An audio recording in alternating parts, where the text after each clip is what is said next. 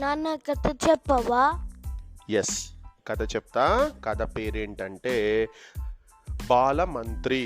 బాలమంత్రియా అంటే child minister అన్నట్టు. మీర్జాపురాన్ని కృష్ణకుమారుడు అనేటువంటి రాజు పాలించేవాడు. అతడు ఏ పనిని ఇది సాధ్యమా కాదా అని ఆలోచించకుండానే తనకు తోచిన విధంగా మంత్రులకు భటులకు ఆజ్ఞలు జారీ చేసేవాడు.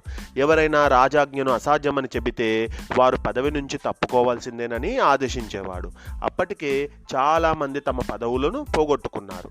ఒకసారి కొత్తగా చేరిన మంత్రిని పిలిచి, ఏ మంత్రి గారు, నాకు ఆకుపచ్చ రంగు పిల్లి కావాలి అన్నాడు. అదేంటి ఆకుపచ్చ రంగు అంటే గ్రీన్ కలర్ పిల్లులు దొరుకుతాయా?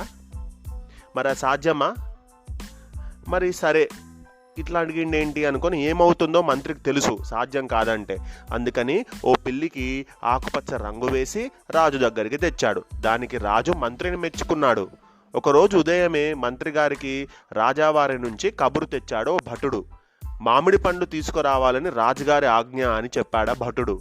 వర్షాకాలంలో మామిడి పండు ఉండవు కదా, అయ్యో లేవని చెబితే రాజుగారి కోపం పెద్ద చిక్కే వచ్చింది కదా అనుకుంటూ విచారంగా కూర్చున్నాడా మంత్రి. అంతలో మంత్రి కుమారుడు అంటే మంత్రి యొక్క కొడుకు తండ్రి దిగాలుగా ఉండడాన్ని చూసి, ఎందుకు అంత విచారంగా ఉన్నావు నాన్నగారు అని అడిగాడు. విషయం చెప్పాడా తండ్రి. కాసేపు ఆలోచించిన మంత్రి కుమారుడు, నాన్న నువ్వు ఇంటి దగ్గరే ఉండు, రాజుగారికి మామిడి పండ్లు నేను తీసుకొస్తాను అని బయలుదేరాడు. మంత్రి కుమారుడు రాజుగారి దగ్గరికి వెళ్ళి మామిడి పండ్ల కోసం వెళ్ళిన తన తండ్రి వడదెబ్బ తగిలి మూర్చపోయాడని, ఇంట్లో విశ్రాంతి తీసుకుంటున్నాడని చెప్పాడు. ఇది వర్షాకాలం, అసలు ఎండలే లేవు, మీ తండ్రికి వడదెబ్బ ఎలా తగులుతుంది? అసాధ్యం, నువ్వు చెప్తున్న అబద్ధం అని కోపంగా అన్నాడా రాజు. ఇది ఎండాకాలం కదా, సన్ స్ట్రోక్ ఎట్లా వస్తుంది, అబద్ధం చెప్తున్నావా అన్నాడట. ఇది వర్షాకాలం అని మీకు తెలుసు కదా మహారాజా, మరి వర్షాకాలంలో ఎండలు ఎలాగ ఉండవో అలాగే మామిడి పండు కూడా దొరకవు అని చెప్పాడా మంత్రి కొడుకు. వాటిని తేవడం అసాధ్యం కదా అనే విషయాన్ని చాలా వినయంగా మంత్రి కొడుకు ఆ రాజుగారికి చెప్పాడు.